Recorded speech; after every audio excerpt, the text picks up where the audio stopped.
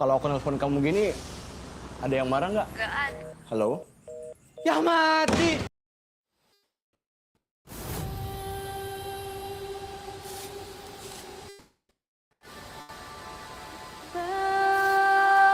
Bagimu negeri jiwa raga kami.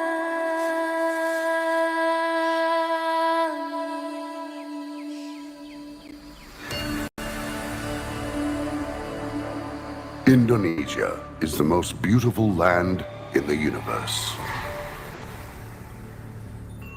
The land where we were born. The nation where we grew up. So many colors that live together in peace. With a million timeless treasures. With an abundance of natural wealth. Indonesia is not just wonderful. Indonesia is a wonderland. Kota baru gunungnya berbeda, jauh bagaimanapun di sana bagaimanapun di sana. Batamu lawanlah adinda iman tidak ada rasa melayang, iman tidak ada rasa melayang. Sayang si patokaan matego gorokan sayang si patokaan matego gorokan sayang sajojo Yumadam ko bisa berpari samuna keke Soleram anak yang manis janganlah dicium sayang kalau dicium merah pipinya kampunan jauh di mato kunwangsan sebaku lilian takkan ajo kawan-kawanan lamu sangke basuh yang sulia.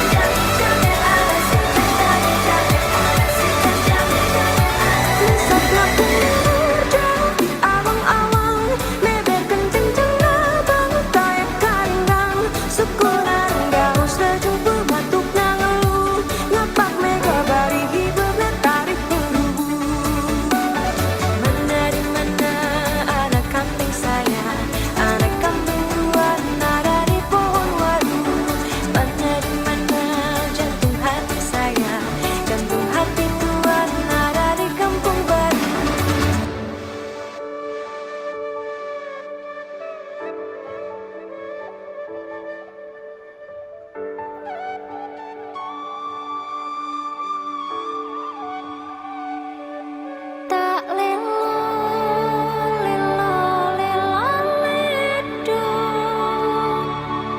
jak menang ojo pikir nangis anakku sing ayu rupane dadi pandekare bangsa.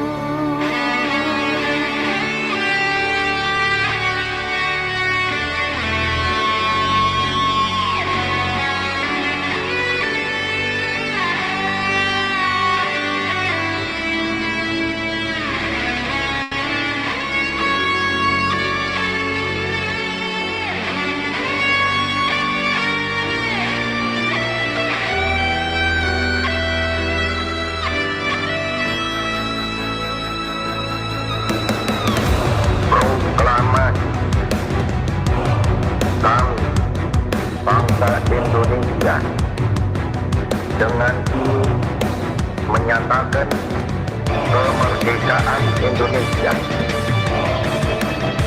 Hal-hal yang mengenai pemindahan kekuasaan dan lain-lain diselenggarakan dengan cara saksama dan dalam tempo yang sesingkat-singkatnya. Jakarta, 17 Agustus 1945, atas nama bangsa Indonesia, Soekarno Hatta. Kak Sri, kita tunggu dulu kawan-kawan yang lain ya Kak Sri ya.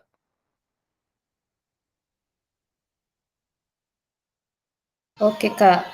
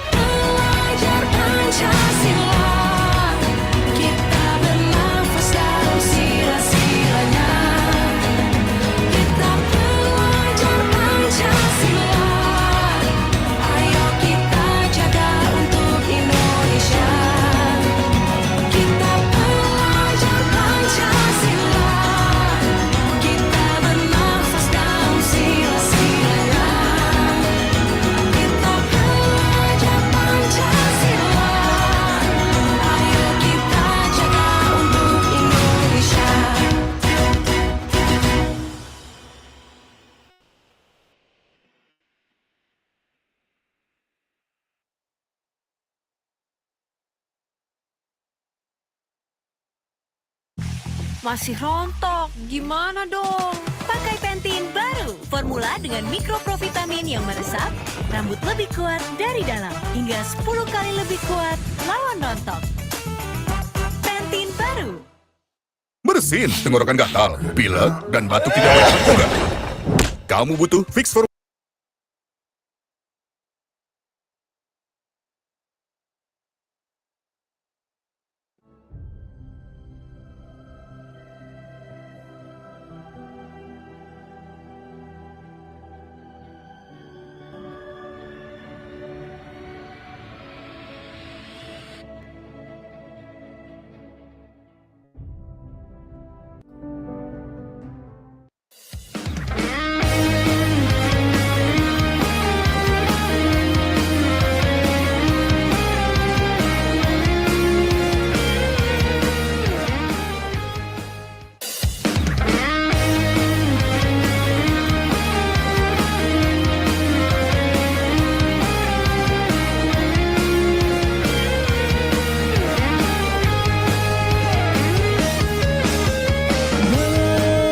Belajar kreatif berinovasi, kami generasi penerus bangsa.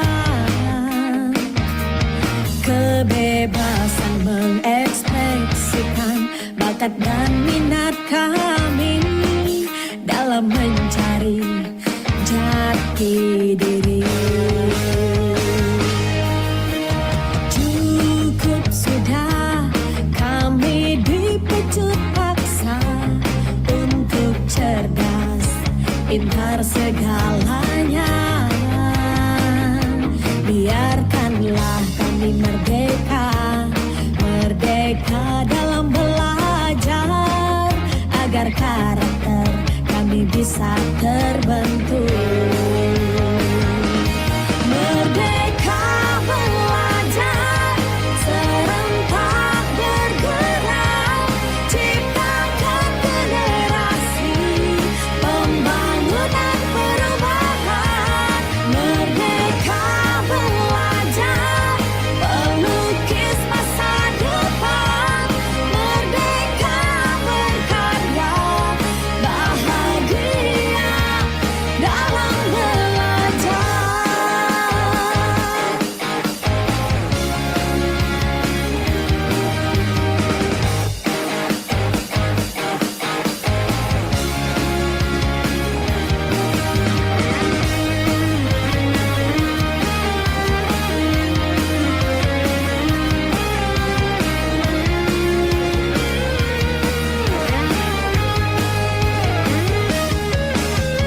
Cukup sudah kami dipecut paksa untuk cerdas, pintar segalanya. Biarkanlah kami merdeka, merdeka dalam belajar, agar karakter kami bisa terbentuk. Merdeka belajar, serentak bergerak, ciptakan generasi pembangunan perubahan. Merdeka belajar, pelukis masa depan. Merdeka berkarya, bahagia dalam belajar. Merdeka belajar, serentak bergerak, ciptakan generasi pembangunan perubahan. Merdeka belajar, pelukis masa depan.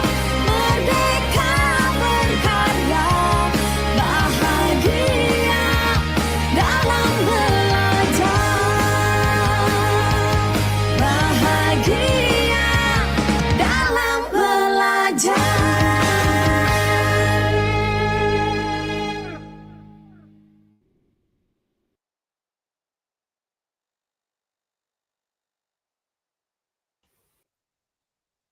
Oke, baik kakak-kakak sekalian. Hmm, Kita mulai saja kegiatan pembelajaran kita pada tatap maya kita kali ini. Namun sebelumnya saya harapkan kakak-kakak mengaktifkan kameranya dulu sejenak agar bisa kita lihat kakak-kakak sudah dalam kondisi siap untuk mengikuti pembelajaran kita pada hari ini.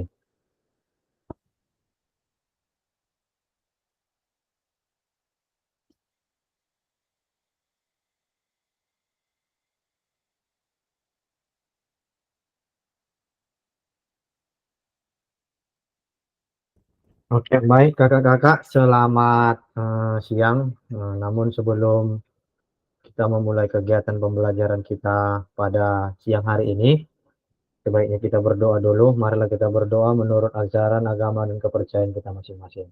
Berdoa dimulai. Berdoa selesai. Oke, baik. Sebelumnya kakak-kakak, suara saya dapat terdengar ya, kakak? Dapat didengar ya?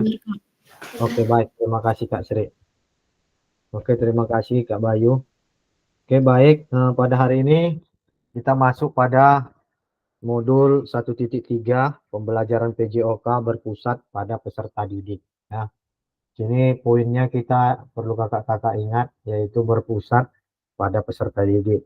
Namun pada sebelumnya kesepakatan kelas kita seperti biasa adalah yang pertama mengupayakan untuk tetap menyalakan kamera, mematikan mikrofon jika tidak dalam keadaan berbicara, hadir seutuhnya, menghargai waktu bersama, memaksimalkan fitur chat jika ada yang ingin diberi pertanyaan atau ingin menyanggah, begitu juga raise hand jika ingin bertanya, lalu gangguan teknis adalah hal yang wajar.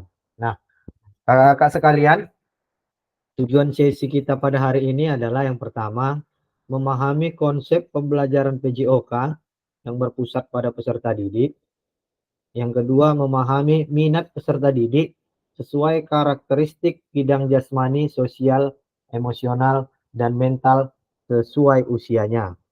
Lalu selanjutnya adalah menganalisis studi kasus kegiatan pembelajaran PJOK berdiferensiasi.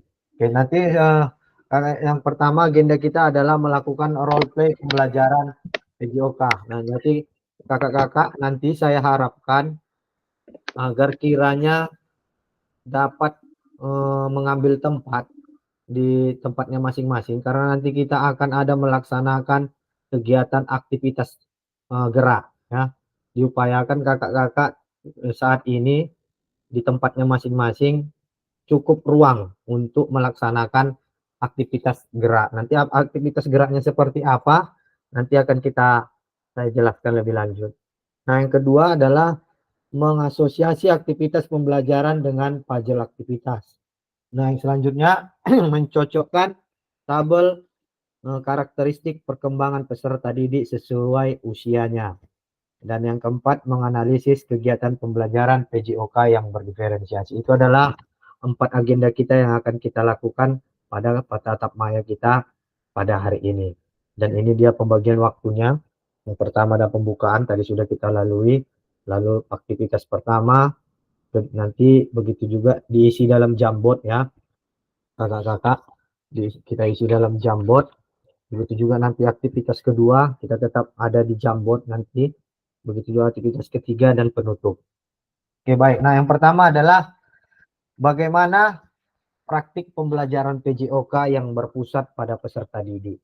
Apa yang menandakannya? Nah, jadi kakak-kakak sebenarnya sebelum kita masuk pada tatap maya kali ini, sebenarnya kakak-kakak sudah diharapkan membaca modul di LMS-nya masing-masing. Sebelum kita menjawab pertanyaan ini, kita lihat dulu sudah sejauh mana. Sebelum kita menjawab pertanyaan, mari bayangkan sejenak beberapa hal yang mungkin terjadi di dalam kelas kita.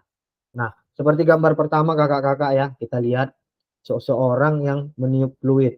Yang artinya apakah saat ini kita lebih banyak bersuara dengan fluid sebagai perintah gerak daripada suara guru saat pembelajaran? Atau apakah saat pembelajaran semua gerakan peserta didik harus sesuai perintah atau komando guru? Nah, kita lihat dari 2 gambar di sini. bisa kita bayangkan kita sudah berada di posisi mana. Apakah kita seorang yang hanya menggerakkan melalui fluid atau kita bergerak untuk memberikan komando kepada anak-anak kita. Nah, untuk itu kakak-kakak silakan kita kembali kepada pertanyaan ini dengan berdasarkan gambar yang ini ya, bergambar yang ini. Lalu kakak-kakak silakan coba berefleksi dengan pertanyaan yang ada di ini, silakan ditulis di kolom chat. Pertanyaannya adalah bagaimana praktik pembelajaran PJOK yang berpusat pada peserta didik itu? Apa yang menandakannya? Coba dikaitkan dengan gambar yang dua tadi. Kami persilakan kepada kakak-kakak ditulis di kolom chat.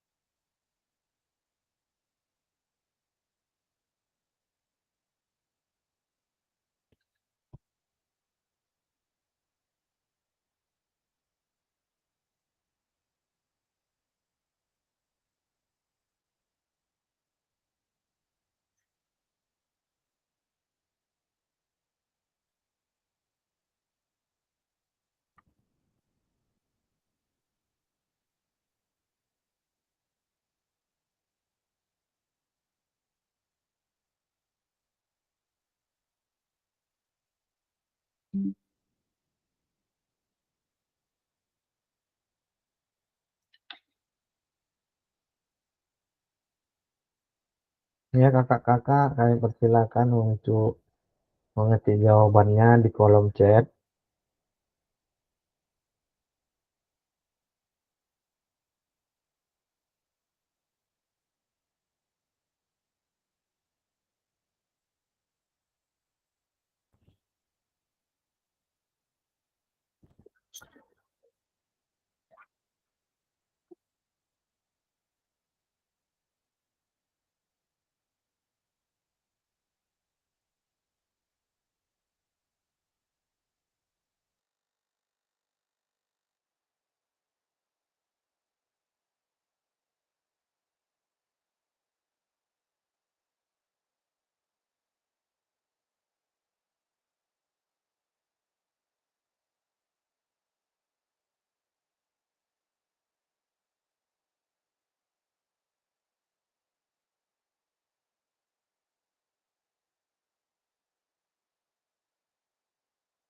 Terima kasih Kak Sri, Kak Sri sudah beri jawaban. Kita tunggu jawaban teman-teman yang lain.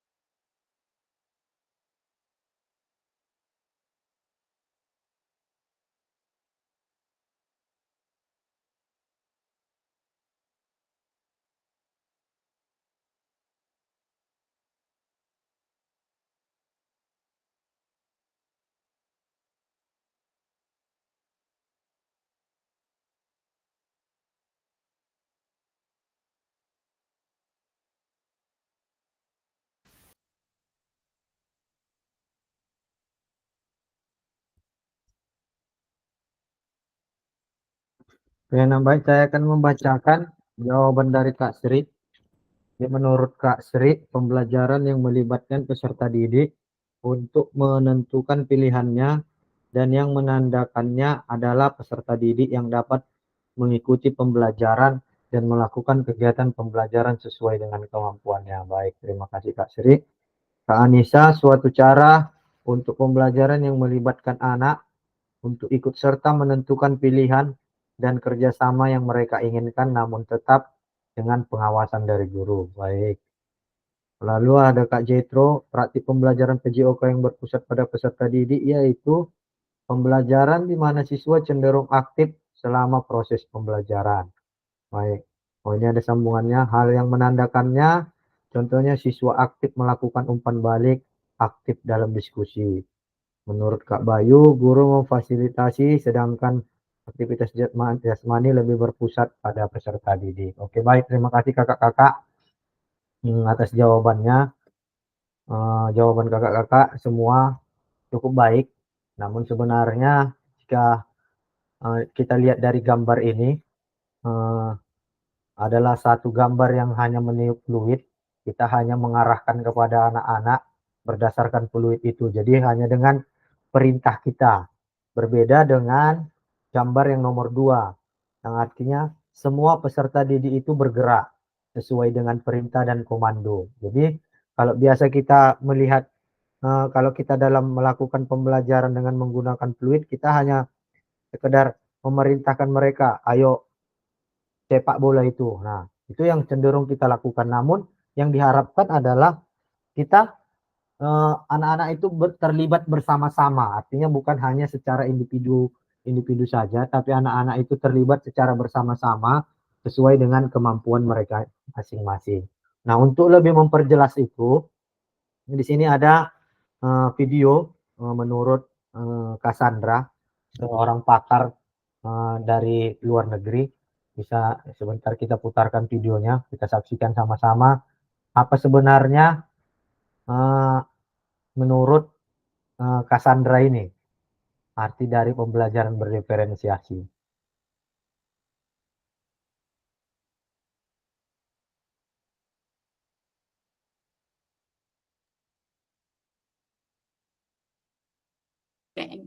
And we know from all the Dapat didengar kakak-kakak ya? Dapat didengar kakak-kakak suaranya? Oke, baik. Terima kasih Kak Bayu. And we know from all the research that when students are empowered to make decisions, they thrive. And thriving means they learn more, they enjoy the lesson more, they are more willing to participate, and they're more willing to take that learning and transfer it into their lives. So everything that we know about student-centered learning is really positive. We know that it's hard. You know, we do know that it's different and that it can be challenging and maybe scary if it's not an approach that you're used to, but the benefits are worth it. We know that the outcome is really positive. And so hopefully today what I can do is provide opportunities for you to take that first step if it's something new or something scary for you, or places that you can look for more opportunities to invite students into the decision-making process. Baik, kita ulang sekali lagi kakak-kakak ya. And we know from all the research that when students are empowered to make decisions, they thrive. And thriving means they learn more, they enjoy the lesson more, they are more willing to participate, and they're more willing to take that learning and transfer it into their lives. So everything that we know about student-centered learning is really positive. We know that it's hard. You know, we do know that it's different and that it can be challenging and maybe scary if it's not an approach that you're used to, but the benefits are worth it. We know that the outcome is really positive. And so hopefully today what I can do is provide opportunities for you to take that first step if it's something new or something scary for you, or places that you can look for more opportunities to invite students into the decision-making process. Oke, baik kakak-kakak, dari hasil kata Cassandra tadi, kakak-kakak sudah menyimak. Coba dibuat di kolom chat kira-kira apa yang menjadi kata kunci menurut Cassandra pembelajaran berdiferensiasi itu, yaitu satu atau dua kata. Apa yang menjadi kata kunci silakan dibuat di kolom chat. Kami persilakan kepada kakak-kakak.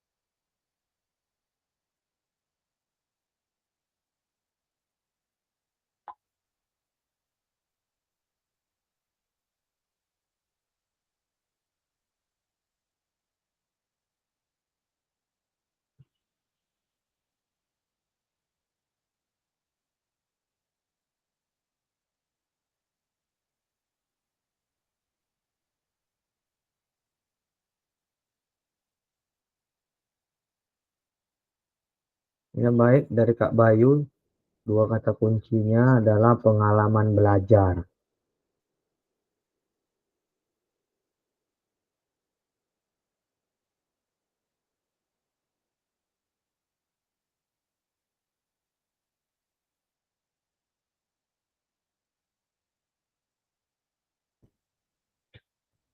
Ayo kakak-kakak yang lain, silakan beri jawabannya di kolom chat.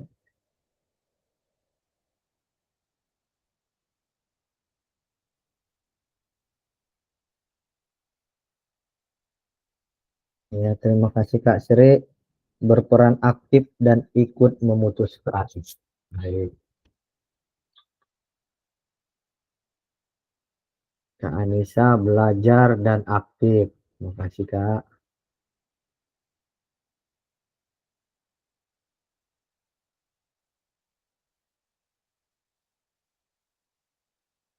Kak Andre, apakah ada di tempat Kak Andre?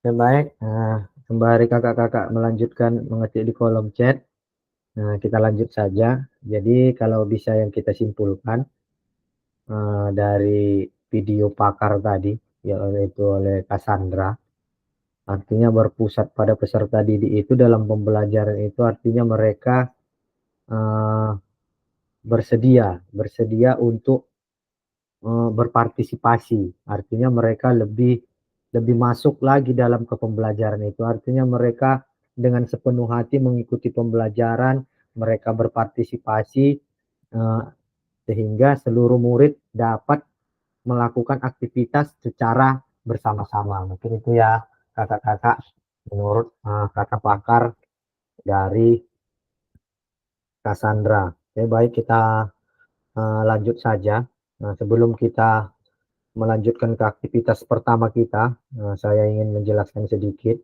Mohon kakak-kakak untuk menyimak. Ya baik, dalam materi ini kita akan mengeksplorasi berbagai aspek penting dalam pendidikan jasmani, olahraga, dan kesehatan atau yang sering kita sebut PJOK, yang memungkinkan peserta didik untuk mengambil peran yang lebih aktif dalam pembelajaran mereka. Peran aktif di sini tidak saja dimaksud pada aktifnya peserta didik bergerak, ya, bukan hanya sekedar bergerak. Lebih dari itu, peserta didik dapat terlibat dalam pembelajaran mulai dari perencanaan, pelaksanaan, bahkan evaluasinya. Nah, selanjutnya, melalui upaya pembelajaran yang berpusat pada peserta didik, diharapkan mampu mengembangkan potensinya secara optimal, baik secara kognitif, afektif, maupun psikomotoriknya. Yang artinya adalah baik dari sikapnya, baik itu dari prakteknya, dan itu berasal dari pengetahuannya. Itu dia ya, kognitif, afektif, maupun psikomotorik. Jadi artinya pembelajaran berdiferensiasi ini hampir cenderung ada kaitannya juga pada saat kita kurikulum K13. Jadi kalau kurikulum K13 itu kita kemarin kan penilaiannya itu berdasarkan kognitif, afektif, dan psikomotorik. Jadi hampir sama dengan kurikulum Merdeka ini. Hal tersebut dipandang lebih penting karena selama ini baik iklim maupun tuntutan kurikulum modern telah menyepakati secara lugas bahwa peserta didik harus merasa terlibat dalam pembelajaran, di mana salah satu syaratnya adalah bahwa pembelajaran yang dilakukan memberi kesempatan kepada peserta didik untuk bertanggung jawab atas proses dan hasil belajarnya, sedangkan guru bertugas sebagai fasilitator. Nah, kata kuncinya di situ kakak-kakak ya, peserta didik untuk bertanggung jawab atas proses dan hasil belajarnya, sedangkan guru itu bertugas hanya sebagai fasilitator, memantau. Jadi kira-kira jika ada dalam pembelajaran itu anak-anak melakukan masih dalam keadaan salah, bisa kita koreksi, kita perbaiki. Itu gunanya kita sebagai fasilitator dalam pembelajaran berdiferensiasi. Sebagai guru PJOK, barangkali kakak-kakak sekalian bahwa selama ini pembelajaran PJOK lebih banyak diajarkan dengan format dan pendekatan yang berpusat pada guru. Ya. Selama ini sebenarnya kita tanpa kita sadari, pembelajaran itu hanya berpusat kepada guru. Artinya, seluruh aksi pembelajaran umumnya menempatkan peserta didik sebagai objek.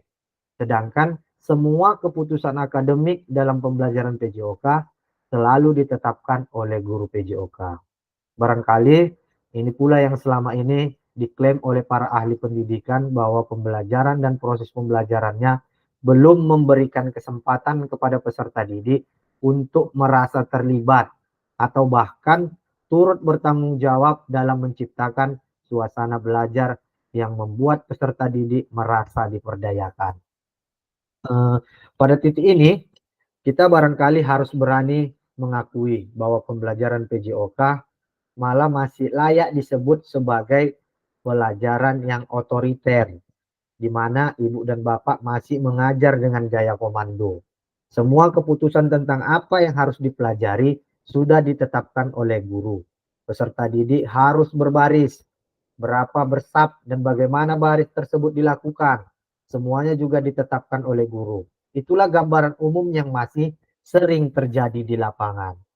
Melalui modul ini, kakak-kakak, kita diajak untuk berefleksi dan melihat kembali cara kakak-kakak mengajar PJOK. Sudahkah kita secara sadar mengetahui bahwa cara kita mengajar PJOK dari sisi gaya dan pendekatan mengajar masih menerapkan gaya tradisi lama, yaitu mengajar PJOK seolah anak adalah anggota militer. Ya, apakah kita selama ini masih mengajar PJOK itu masih seperti militer? Artinya anak-anak harus mengikuti apa kemauan kita, apa yang kita perintahkan, anak-anak harus mengikuti kita. Dan di mana peserta didik harus berbaris rapi. Semua gerakan peserta didik harus sesuai perintah atau komando guru.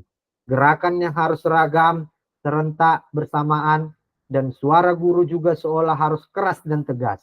Atau lebih banyak suara fluid sebagai perintah gerak daripada suara guru. Setiap kesalahan harus ditebus dengan koreksi. Guru yang bernada mengancam. Setiap kesalahan terhadap aturan ditebus dengan melakukan hukuman push up dan sit up. Atau lebih jauh, wajib lari keliling lapangan di tengah terik matahari dengan guyuran cemooh dan atau ejekan teman sekelas. Nah, kakak-kakak, di sini kita juga harusnya diajak berefleksi ya. Seperti kata modul ini, kalau kakak-kakak juga baca di LMS-nya, apakah kita selama ini dalam mengajar PJOK itu hanya masih dengan ini nih, tunjuk atau fluid. Nih, ambil ini, kerjakan ini. Apakah kita masih seperti itu? Apa semua kemauan kita harus dituruti oleh siswa? Apakah kita dulu masih seperti itu? Apakah kita ingin berubah dengan pembelajaran kita pada hari ini? Jadi artinya kakak-kakak kita diharapkan jangan lagi gaya mengajar kita itu seperti militer. Artinya jika anak-anak salah kita hukum, kita buat push up, kita buat sit up, lebih-lebih kita suruh mereka lari keliling lapangan. Jangan kakak-kakak ya. Itu gaya pembelajaran yang dulu. Jadi kakak-kakak diharapkan untuk lagi tidak melakukan hal seperti itu, khususnya setelah kita nanti selesai dari pelatihan PKG PJOK ini. Oke, baik kakak-kakak, kita lanjutkan aktivitas pertama kita. Kita akan melakukan aktivitas role play. Nah, bagaimana kegiatan pembelajaran kita? Sebentar, nanti saya bagikan dulu di kolom chat. Sembari saya ingin menjelaskan, kakak-kakak bisa mengakses dulu. Silakan dibuka kakak-kakak yang sudah saya bagikan di kolom chat. Jika sudah bisa dibuka, harap dikasih emot biar saya tahu apakah bisa atau tidak.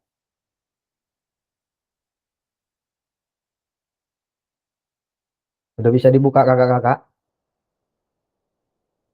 Oke, baik. Terima kasih Kak Andri. Nah, baik. Nanti itu ada kolomnya. Kakak-kakak isi namanya. Nah, nanti saya bagikan sebentar. Kak Sri itu nomor 1 ya. Kak Sri di kolom nomor 1. Kak Andri ada di kolom nomor 2. Kak Anissa ada di kolom nomor 3. Terus Kak Bayu ada di kolom nomor 4 dan Kak Jetro di kolom nomor 5. Harap diperhatikan kolomnya kakak-kakak. Nanti diisi namanya di situ. Sembari saya menjelaskan apa yang menjadi kegiatan kita pada malam hari ini. Jadi sebelum kita melakukan gerakan, ini nanti ada gerakannya yang akan kita lakukan. Kakak-kakak.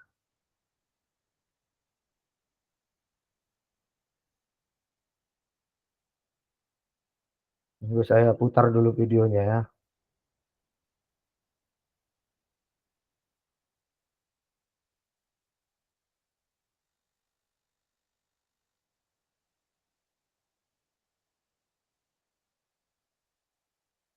Mohon kakak-kakak untuk melihat gerakan yang akan dilakukan.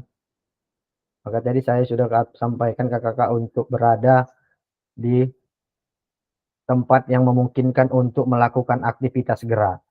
Bisa dilihat kakak-kakak ya, gerakan pertama, gerakan kedua, gerakan ketiga, gerakan keempat, dan gerakan kelima. Nanti kakak-kakak dituntut untuk melakukan gerakan sebanyak 2 kali 8. Namun sebelum kakak-kakak melakukan gerakan ini, kakak-kakak diharapkan untuk melakukan penghitungan denyut nadi. Mungkin kakak-kakak sekaligus bisa dibuka kameranya kakak-kakak. Kakak-kakak kami persilakan untuk buka kamera. Untuk memegang denyut nadinya. Kalau sudah dapat, biar saya mulai hitung selama 10 detik. Kak Andri, bisa open kamera Kak Andri.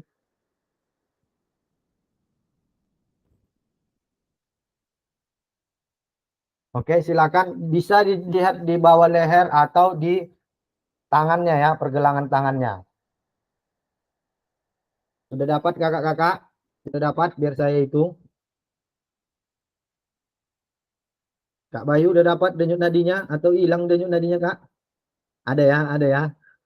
Oke, baik. Awas. Kita mulai hitung. Bersedia, siap. Mulai.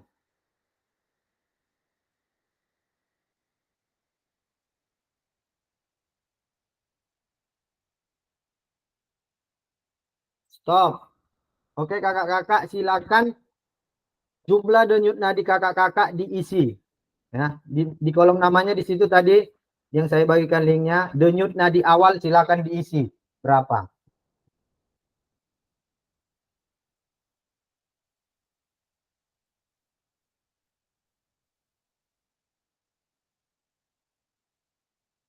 Di kolom denyut nadi awal.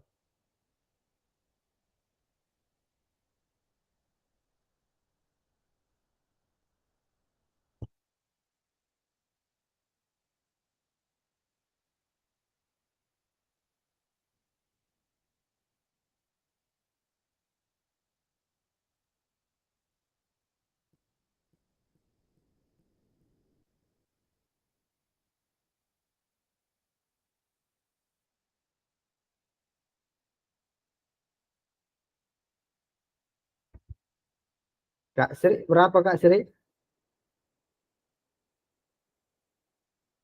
12, Kak. 12. Boleh saya bantu Kak ya? Oke. Oke, nah sekarang kakak-kakak kami harapkan untuk berdiri di depan laptopnya masing-masing. Kami persilakan kakak-kakak untuk berdiri di depan laptopnya masing-masing.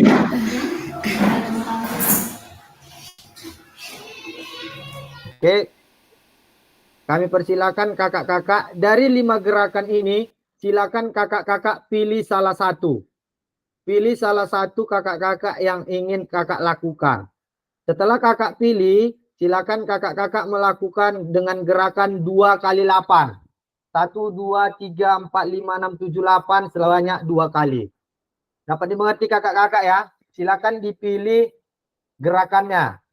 Baik itu nomor 1, 2, 3, 4, dan 5. Dipilih salah satu. Oke, baik. Siap kakak-kakak? Biar aba-aba dari saya. Dihitung masing-masing 2 kali 8 ya kakak-kakak ya. Kami persilakan bersedia, siap, ya.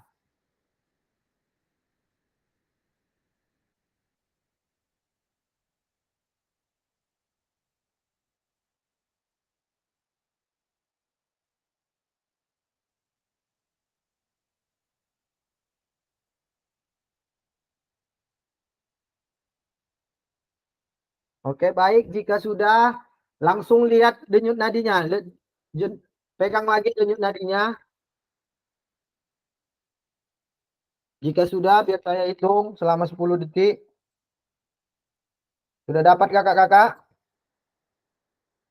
Sudah dapat denyut nadinya atau hilang denyut nadinya? Jangan Sudah, sampai hilang ya. Oke, baik. Bersedia, siap. Ya.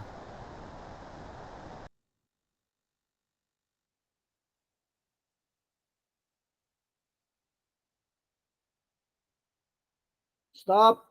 Oke, silakan diisi lagi di kolom denyut nadi akhir. Nah, setelah kakak-kakak mengisi di kolom denyut nadi akhir, silakan diisi kolom sampingnya umpan baliknya. Artinya, apa kira-kira yang kakak rasakan selama melakukan aktivitas gerak ini? Kami persilakan kakak-kakak.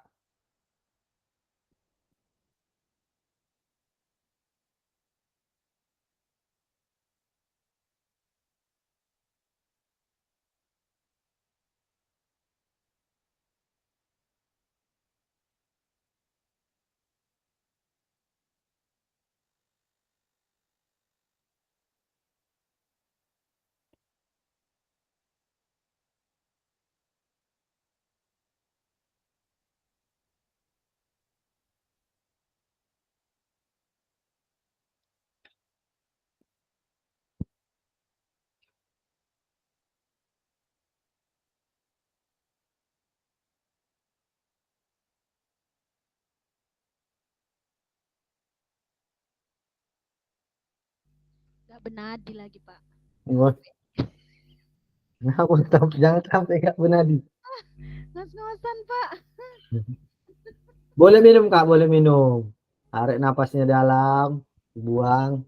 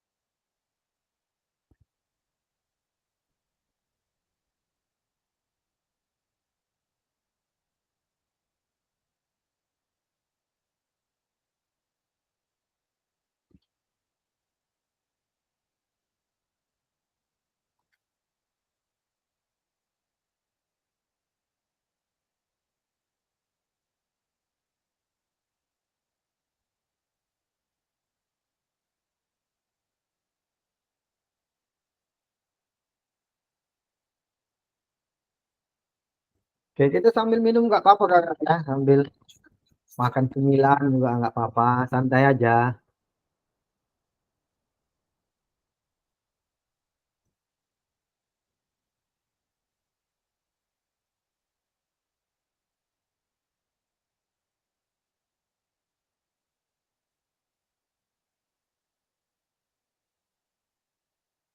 Kak Andri mana ini umpan baliknya Kak Andri? Diketik dong Kak Andri.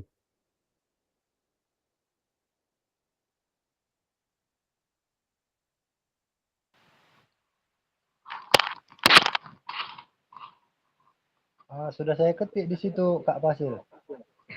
Belum ada di sini. Apa kakak ketik? Denyut nadi tambah cepat, napas juga lebih cepat.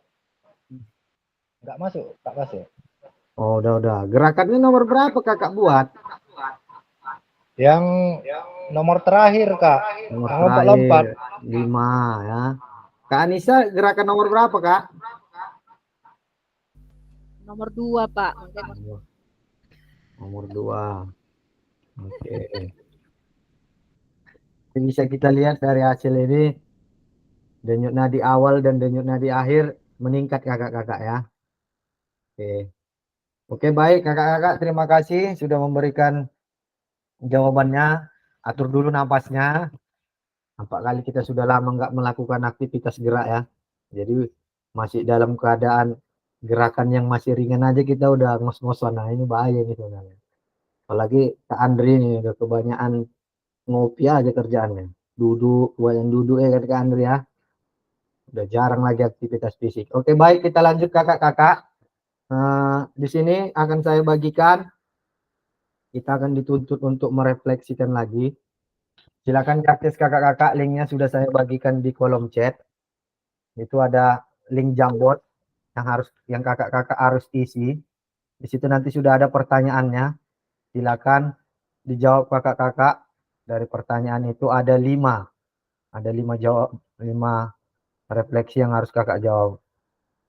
Silakan menggunakan melalui sticky note kakak-kakak ya.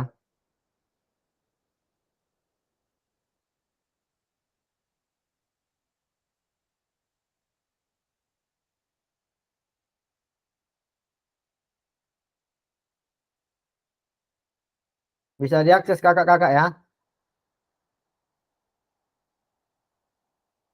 Ada jempolnya, bisa diakses.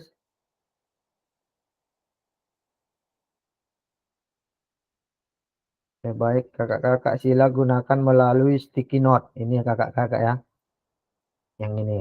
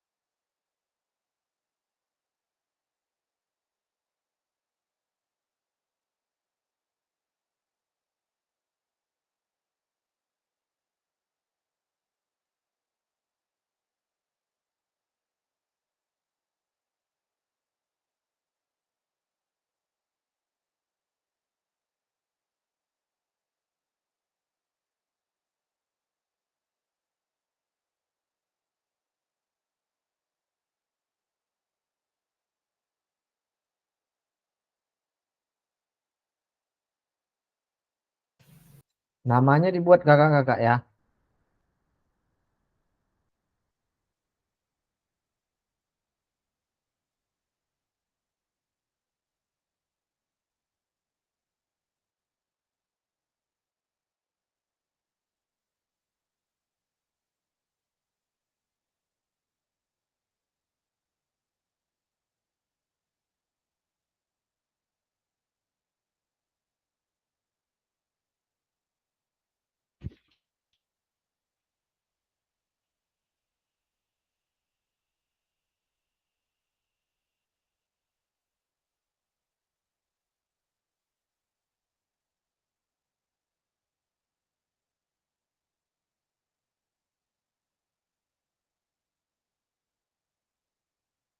Kak Sri, bisa Kak Sri?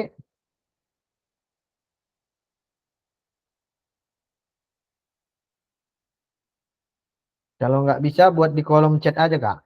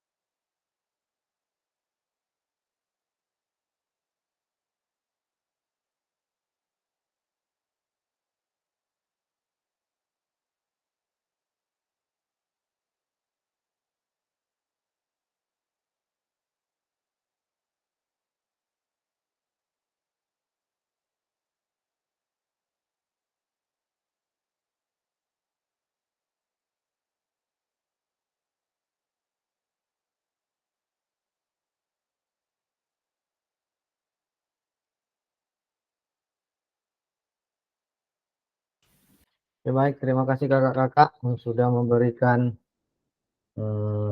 jawabannya, berefleksi melalui link Jamboard kita. Selanjutnya kita akan dihadapkan kembali dengan pakar Cassandra yang tadi, cuman dengan pernyataan yang berbeda.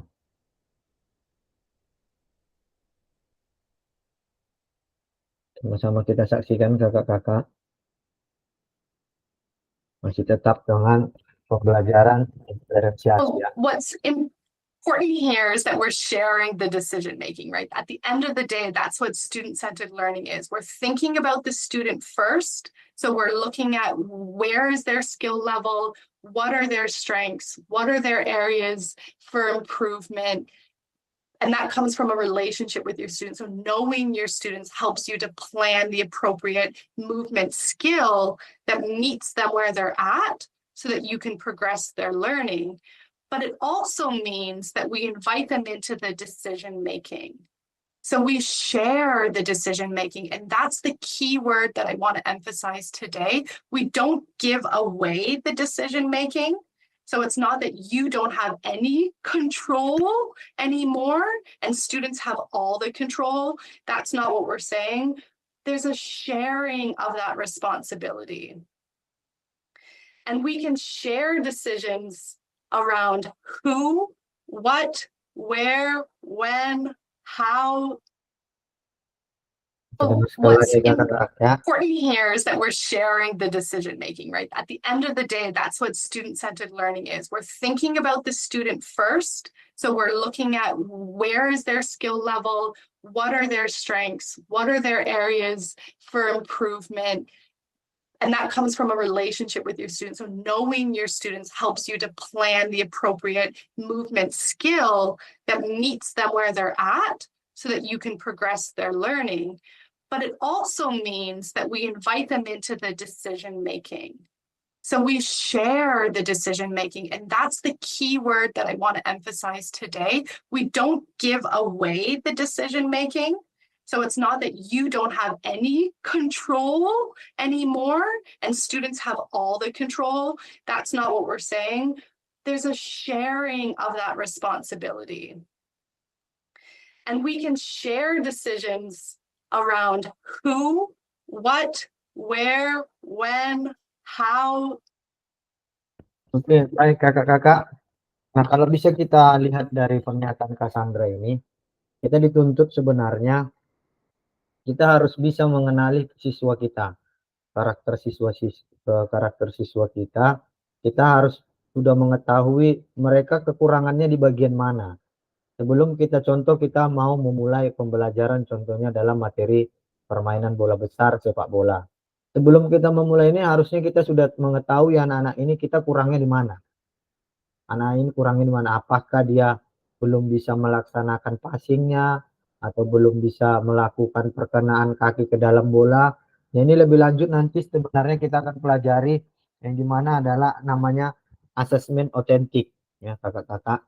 Artinya kita melakukan tes awal dulu kepada peserta didik kita di mana sebenarnya mereka kekurangannya sehingga kita dapat memilah mereka sesuai dengan kemampuannya masing-masing. Itulah makanya agak sulit sebenarnya dalam menerapkan pembelajaran diferensiasi ini, dan bukan hanya sekedar sulit, tapi juga kita sebenarnya kerjanya juga agak lebih banyak karena kita harus bisa membagi mereka, si anak ini kurangnya di ini, dan kita harus bisa mengasih pembelajaran yang berfokus pada atas kekurangan anak itu tersebut. Itu makanya disebut di sini berdiferensiasi. Kita belajar berdasarkan apa yang menjadi kebutuhan mereka gitu kakak-kakak ya. Dapat dimengerti kakak-kakak ya, atau kira-kira kakak-kakak ada yang ingin memberikan tanggapan atau pernyataan apa sih sebenarnya kakak-kakak yang ketahui atau kakak-kakak baca pembelajaran diferensiasi itu dengan mengenai apa yang dikatakan dengan pakar Cassandra tadi. Ada kakak-kakak yang ingin mencoba memberi tanggapan atau pernyataan, dan persilakan. Jangan malu-malu kakak-kakak, kita sama-sama belajar kok di sini.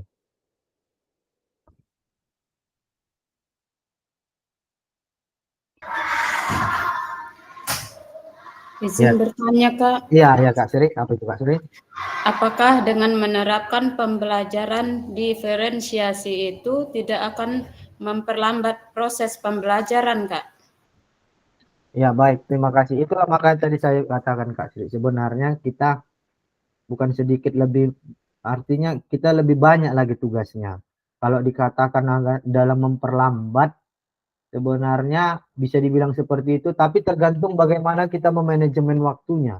Bagaimana kita bisa memanajemen dalam memberikan materi itu. Artinya jika ada anak-anak yang memang satu sisi dia belum mampu, pasti di kelas itu ada juga anak-anak yang memang memiliki kemampuan lebih baik gitu kan Kakak. Jadi agar kita lebih dapat memanfaatkan itu, kita bisa buat trik anak yang lebih memiliki kemampuan ini lebih ini bisa kita andalkan mereka untuk mengajari anak-anak yang masih belum. Jadi artinya itu ada nanti pembelajaran teman sejawat artinya gitu Kak.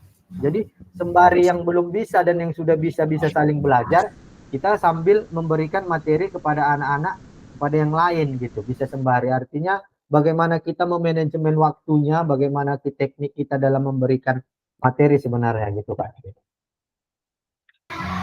Jadi dengan kata lain kita berbagi tanggung jawab gitu ya Kak?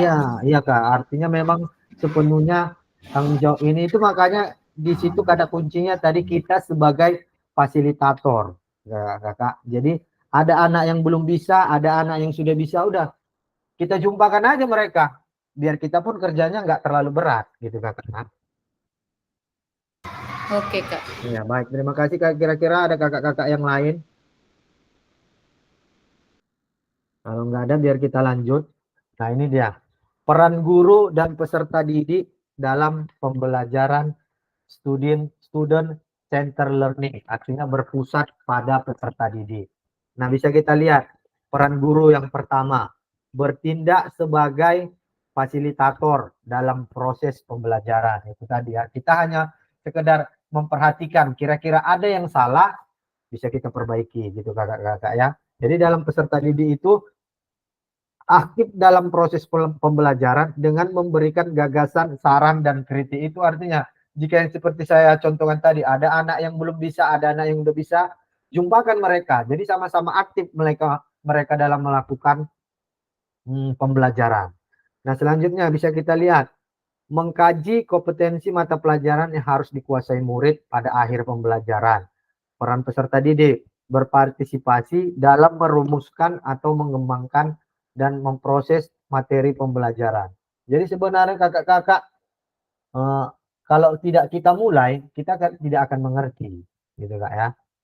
Memang kalau kita hanya sekedar membaca-baca aja ini, wah berat kali kayaknya melakukan ini kan seperti itu. Tapi kalau kita lakukan niscayalah kakak-kakak, pelan-pelan kita pasti bisa. Malah kalau jika ini dalam berjalan, yakin dan percayalah kerja kita sebagai guru juga sebenarnya lebih santai. Karena apa santai? Kita hanya sekedar melihat anak-anak itu melakukan gerak. Kita kasihkan ini. Tapi sebenarnya kalau untuk anak SD agak sulit sebenarnya ini untuk dipraktikkan gitu kan. Karena apa? Karena anak SD masih lebih cenderung mengikuti apa yang kita perintahkan. Kadang anak SD ini kalau nggak kita perintahkan nggak mau kadang bergerak ya. Tapi ini lebih enaknya kalau sebenarnya kita bercerita di bidang SMA. Karena apa? Karena anak-anak SMA sudah lebih dewasa gitu ya. Kita kasih aja nih bola, ini bola. Terserah mau kau apain. Dengan memberikan sedikit instruksi, mereka sudah bisa mengerjakan itu. Apalagi dibagi dalam kelompok. Ya makanya sebenarnya kalau kita di SD ini, cerita ini memang agak sulit, tapi niscaya bisa kita lakukan kakak-kakak ya. Dengan kemauan pasti bisa kita lakukan. Lanjut kita di sini ada peran guru yang ketiga, merancang strategi dan lingkungan pembelajaran yang dapat menyediakan beragam pengalaman belajar. Peran peserta didik mengkaji kompetensi dan strategi pembelajaran yang ditawarkan oleh guru. Yang selanjutnya membantu murid mengakses informasi, menata dan memproses untuk dimanfaatkan dalam memecahkan permasalahan hidup sehari-hari. Peran peserta didik membuat rencana pembelajaran untuk mata pembelajaran yang diikutinya. Dan selanjutnya, mengidentifikasi dan menentukan pola penilaian hasil belajar murid yang relevan dengan kompetensi yang akan diukur. Dengan peran peserta didik, belajar secara aktif dalam kelompok. Nah, ini kata kuncinya di sini ya kakak-kakak. Pembelajaran berpusat pada peserta didik itu lebih baik kita lakukan, lebih efektif kita lakukan apabila kita lakukan dalam kelompok. Memang bisa, individu juga bisa, tapi saya rasa kelompok itu lebih baik. Itu kakak-kakak ya. Ini untuk tabel ini bisa kakak di LMS kakak-kakak sudah ada ini ya, nanti bisa dilihat dan dibaca-baca lagi. Kita lanjutkan. Nah, dalam student center learning, guru akan berperan sebagai fasilitator dalam proses pembelajaran. Ini tadi sudah dapat diulang-ulang kakak ya, kata kuncinya adalah kita guru ini sebagai fasilitator. Peserta didik akan dilatih untuk memiliki tanggung jawab atas kegiatan belajarnya dengan panduan guru sebagai fasilitator agar materi, kegiatan, dan pengukuran pembelajaran masih dalam koridor capaian pembelajaran yang diharapkan. Dalam hal ini, guru dapat mendorong perkembangan peserta didik karena guru bukan satu-satunya sumber belajar. Itu makanya sama seperti kita ini kakak-kakak ya. Saya di sini disebut sebagai fasilitator. Artinya tidak semua belum tentu apa yang saya sampaikan itu benar. Makanya kita di sini sama-sama belajar. Jika memang ada pendapat dari kakak-kakak yang memang mungkin bisa untuk disanggah, silakan disampaikan kakak-kakak, nggak apa-apa. Terkecuali tadi saya sebagai narasumber. Artinya narasumber itu semua informasi berpusat kepada saya. Itu pada masa seperti kita kaitkan tadi pembelajaran masa dulu. Ya, berpusat kepada guru. Jadi apa maunya guru harus diikuti anak-anak. Nah, berbeda dengan kita ini, kita sebagai fasilitator, saya hanya memfasilitasi kakak-kakak untuk pembelajaran bersama-sama. Bisa dimengerti kakak-kakak ya. Nah, selanjutnya jenis-jenis pembelajaran student center learning apa yang pernah Bapak Ibu praktekkan dalam pembelajaran. Nah, jenis-jenisnya apa-apa saja. Nah, ini dia. Jenis-jenisnya ada 9. Yang pertama adalah small group diskusi. Nah, yang kedua role play dan simulation. Yang ketiga discovery learning. Yang keempat self-directed learning. Yang kelima cooperative learning. Yang keenam contextual learning. Yang ketujuh problem based learning. Nah, ini yang sering sebenarnya kita lakukan berdasarkan problem, permasalahan. Ya, pembelajaran berdiferensiasi itu lebih banyak cenderung saya perhatikan menggunakan ini. Jenis pembelajaran proses based learning. Nah, selanjutnya kolaborasi. Ini kelompok. Dan yang 9 adalah project based learning. Di atas problem, permasalahan, dan di sini ada project. Ini dari 9 ini bisa kita gunakan kakak-kakak mana yang sesuai dengan kita lihat karakteristik anak-anak kita. Bisa kita lakukan dari 9 ini pembelajaran apa aja. Oke kakak-kakak ya, nanti di LMS juga bisa dibaca-baca tentang jenis-jenis pembelajaran student center learning ini. Nah, kita masuk ke aktivitas kedua. Jadi kakak-kakak kita ada 3 aktivitas nih ya untuk pertemuan tatap maya kita. Pertemuan aktivitas kedua kita adalah karakteristik perkembangan peserta didik. Nah, kita sebenarnya dituntut juga untuk memahami karakteristik dan minat anak, baik itu dari segi jasmaninya, sosialnya, emosional, dan mental. Dan ini dibagi atas 4 bagian. Ada anak-anak di bagian atas, menengah, PAUD, dan SD ya kakak-kakak. Kita memang harus dituntut. Seperti apa sih sebenarnya si anak A karakteristiknya seperti apa, minatnya seperti apa, anak si B karakteristiknya seperti apa. Harus kita pilih-pilih sesuai dengan bagiannya, bagian tentang jasmani, sosial, emosional, dan mentalnya. Baik. Nah, kita selanjutnya mencocokkan karakteristik berikut. Manakah bidang usia yang sesuai? Nah, di sini kakak-kakak kita lihat. Ini dia tanda panahnya ya. Jadi kakak-kakak dalam karakteristik berjalan, berlari, merangkak, memanjat itu masuk ke dalam bidang jasmani dan dikategorikan pada usia 0 sampai 2 tahun. Nah, baru selanjutnya anak-anak pada usia ini mulai mengembangkan rasa diri mereka sendiri dan belajar untuk memahami perasaan orang lain. Mereka juga mulai belajar untuk bergaul dengan teman sebaya mereka. Dikategorikan dalam bidang sosial untuk anak 5 sampai 6 tahun. Selanjutnya, mereka mulai mengalami emosi. Emosi sudah jelas ya dalam bidang emosional, untuk kategori 6 sampai 12 tahun dan anak-anak mulai belajar untuk memahami dan mengelola emosi mereka dari kategori mental. Itu kakak-kakak sekalian bisa diperhatikan karakteristik bidang dan usia sesuai dengan usia anak-anak tersebut, baik itu dari segi jasmani, sosial, emosional, dan mental. Kita lanjut. Nah, kita lanjut berdiskusi. Kakak-kakak lanjut kita untuk berdiskusi dengan pertanyaan ini di link Jamboard. Sebentar saya copy.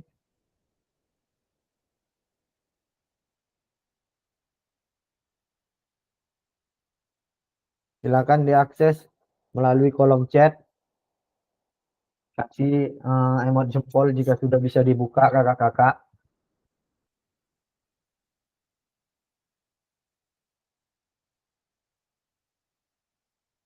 Di sini hanya ada 2 pertanyaan ya kakak-kakak. Silakan dijawab melalui link Jamboard. Sebelumnya diberi namanya kakak-kakak ya. Melalui sticky note-nya dibuat nama lalu jawabannya.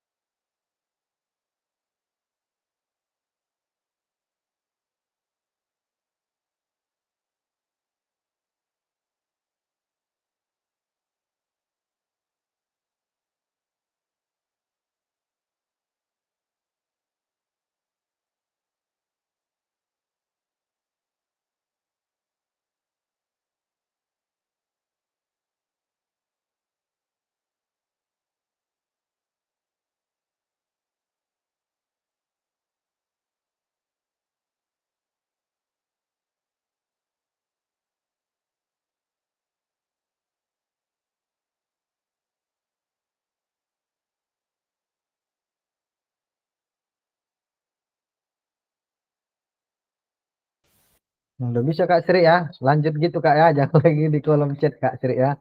Udah bisa kok ini.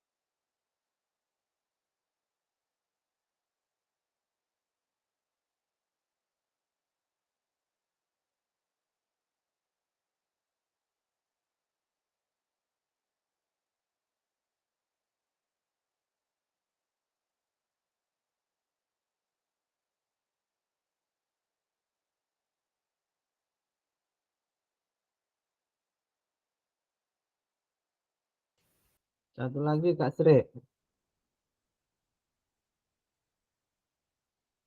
Digeser ininya Kak. Yang paling atas ada nomor ini kan. Digeser ke kanan dia. Biar masuk ke halaman kedua.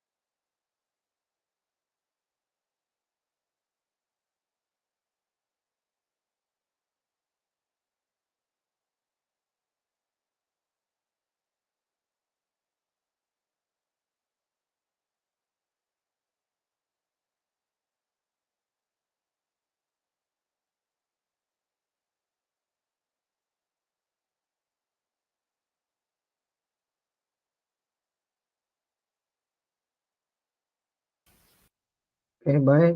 Eh, Kami persilakan ke Andri untuk membacakan eh, hasil dari jawaban kakak-kakak yang lain.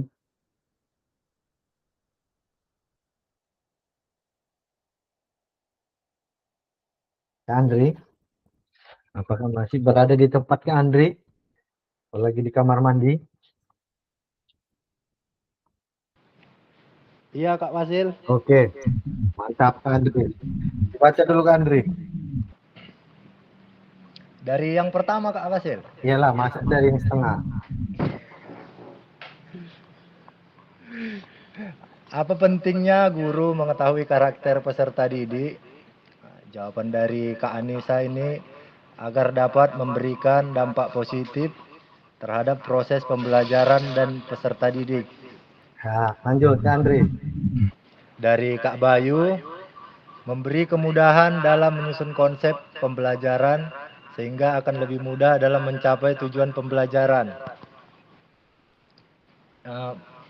Punya saya agar mempermudah menentukan konsep pembelajaran dan lebih mudah untuk mencapai tujuan belajar.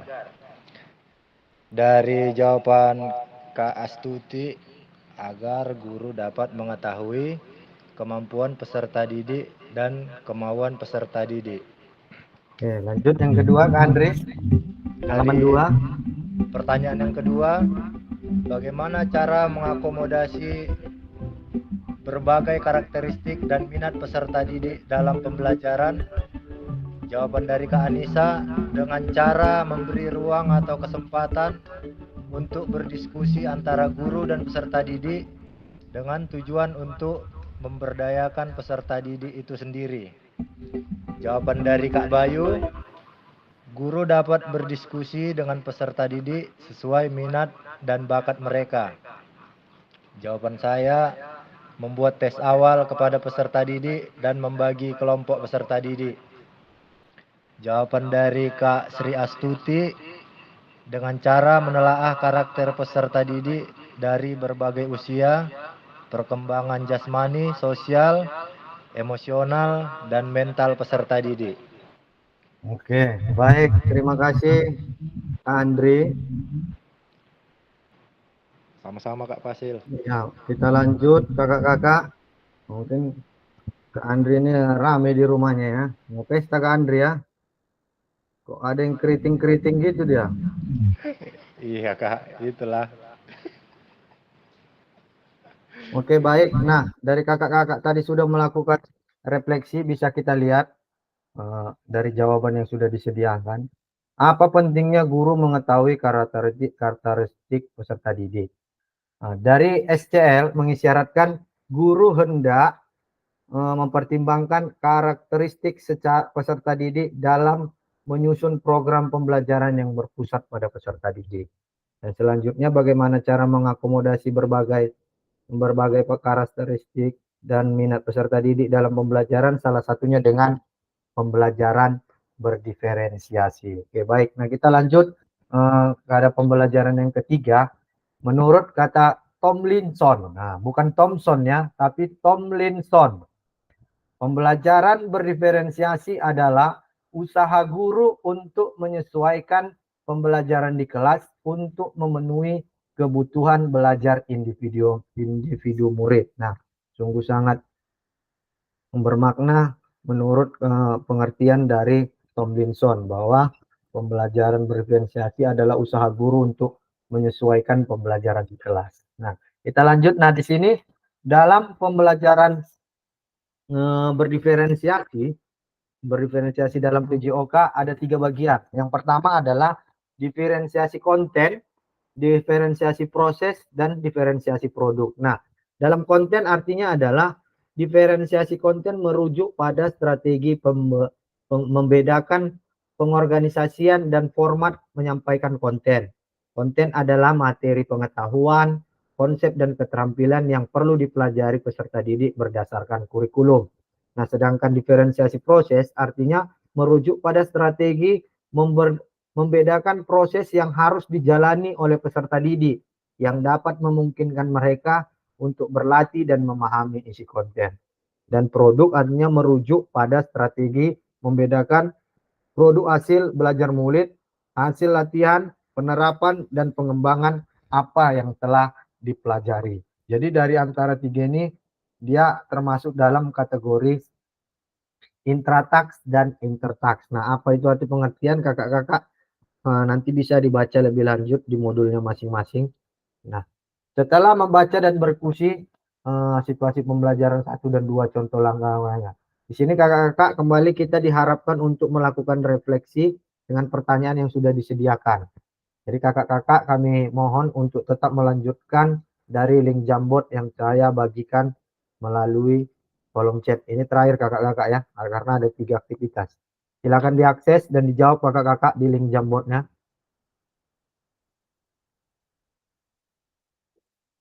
Ada 2 pertanyaan.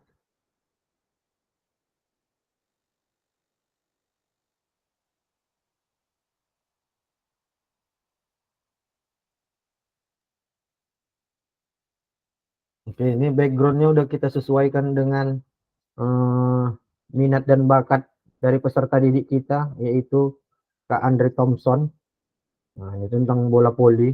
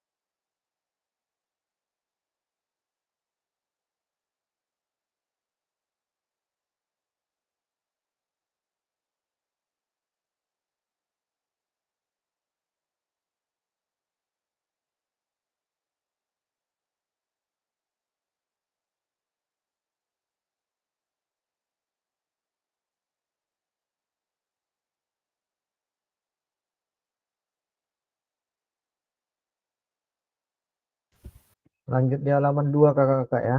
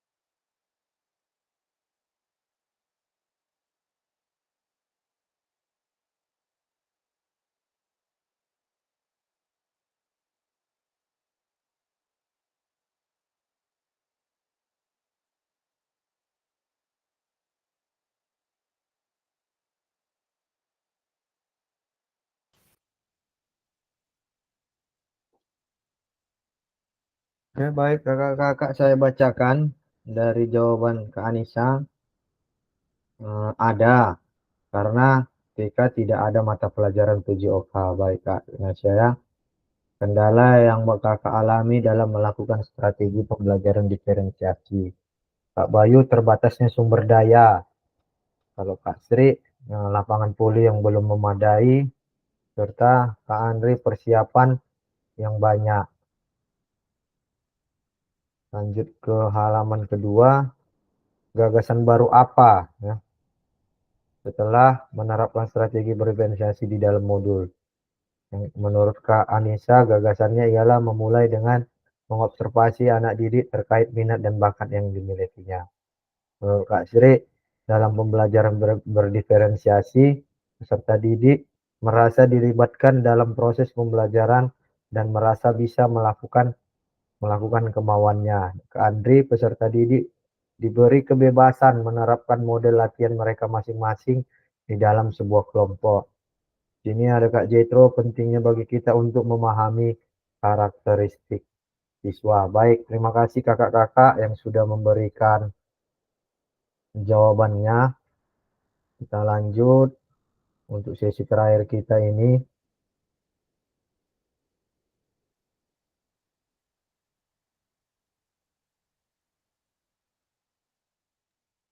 Oke, baik kakak-kakak. Jadi dari hasil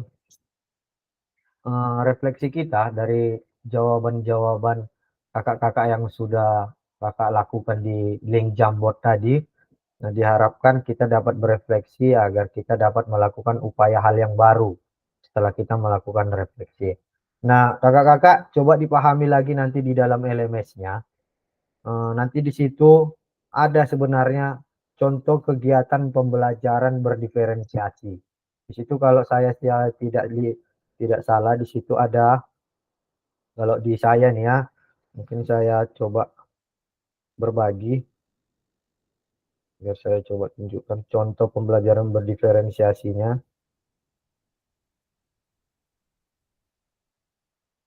Nanti mungkin ini ada juga di tempat kakak-kakak ya, di LMS-nya. Nah, ini dia. Contoh langkah-langkah penerapan pembelajaran diferensiasi.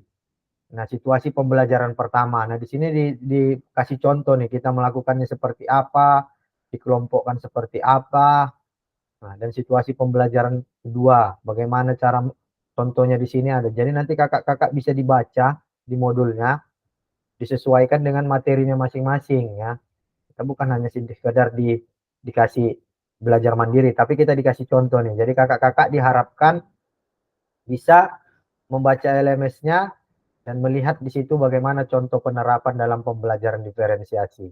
Kalau kita lihat di sini mereka berdasarkan kelompok melalui pos. Jadi di sini berdasarkan metode latihan. Ini ada. Untuk masalah metode pembelajaran, metode mengajar, nanti kita akan belajari dalam pertemuan kita pada saat tatap muka, pada saat luring. Nanti di situ ada 11 contoh gaya mengajar. Jadi kita nanti harus bisa sesuaikan gaya mengajar mana yang bisa kita terapkan kepada anak-anak kita sesuai dengan karakteristik anak-anak yang telah kita survei di awal gitu kakak-kakak ya. Baik kakak-kakak, mungkin pembelajaran kita pada hari ini agak sampai di sini. Jadi kakak-kakak diharapkan untuk dapat kembali berselancar di LMS, dibaca modulnya agar bisa dipahami apa sebenarnya pembelajaran yang berpusat pada peserta didik dan pembelajaran berdiferensiasi itu seperti apa. Sampai di sini kakak-kakak mungkin ada yang ingin ditanya atau ingin diberikan tanggapan, kami persilakan. Kalau memang tidak ada, biar kita padakan kegiatan tatap maya kita pada hari ini. Kami persilakan kakak-kakak. Pasca. Pasca, oke. Baik, terima kasih kakak-kakak yang telah meluangkan waktunya pada kegiatan hari ini. Kita akan kembali lagi bertemu pada pertemuan tatap maya kita, tatap maya pada modul 1.1. Jadi kita balik lagi ke belakang untuk merefleksikan. Hanya 1 JP aja. Kita bertemu pada hari Jumat dalam waktu 1 JP aja, hanya sebentar aja kakak-kakak ya, karena kita diajak untuk merefleksi kembali sudah sejauh mana kita mengenal dari modul 1, 2, 1.1, 1.2, 1.3. Kita kembali lagi ke belakang untuk merefleksi sudah sejauh mana kita melaksanakan hasil kegiatan refleksi kita. Mungkin kakak-kakak itu yang bisa dapat saya sampaikan. Terima kasih atas waktunya pada kegiatan sore hari ini. Sampai jumpa kembali kita pada pertemuan tatap maya berikutnya. Jika tidak ada yang ditanyakan, karena tadi di awal kita sudah awali dengan doa, maka di akhir kita akan akhiri juga dengan doa. Sebelum kita mengakhiri tatap maya kita ini, marilah kita berdoa menurut dan kepercayaan agama kita masing-masing. Berdoa dimulai.